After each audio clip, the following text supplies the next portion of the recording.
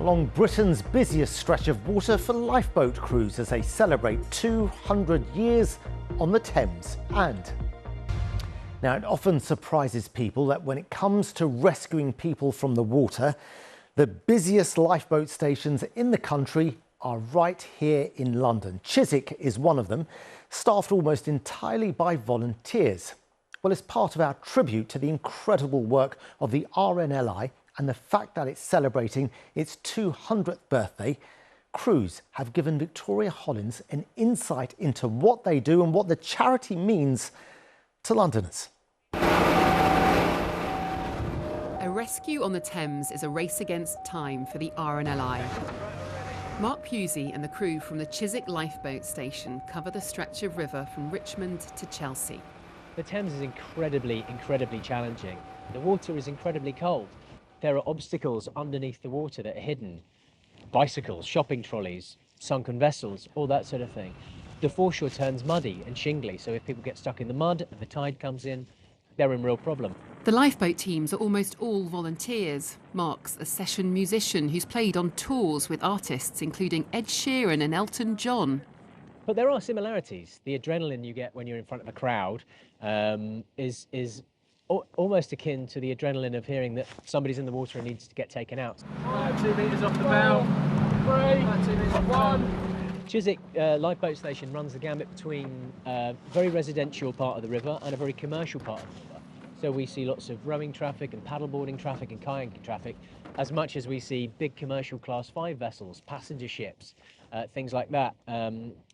Persons in the water who through devilment or despair end up in the water, and it's our job to try and get them out safely. The Thames lifeboat stations are pretty unique. 3 of the 4 of them are staffed 24 hours a day. The aim is to get crews out onto the water within 90 seconds to meet the challenges that the Thames poses.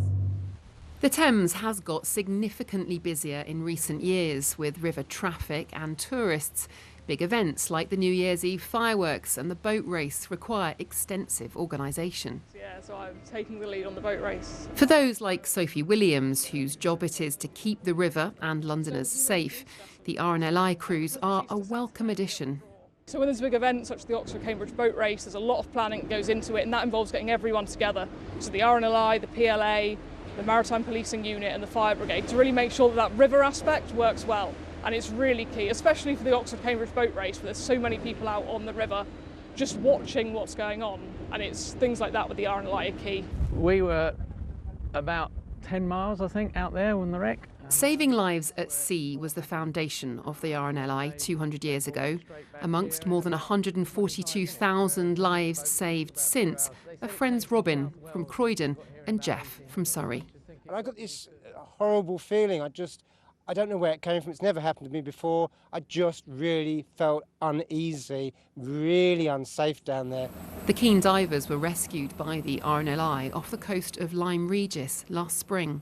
It was quite astonishing. I had my head in my hands and I suddenly looked up and there was this lifeboat and helicopter. They seemed to appear at the same time. Thank God they were there for me on that particular day. Because if it wasn't, I was told it was an extremely close shave. From coast to river, for 2 centuries, people have been saved and supported by the generosity of strangers. You'll never forget your first life saved or being part of a team. We've got somebody who used to work at the Evening Standard, we've got airline pilots, we've got a chartered surveyor, we've got people who work for the London Ambulance Service, we've got firefighters. Spend your days hopefully giving a little bit back to the community. I absolutely love it. Victoria Hollins, BBC London.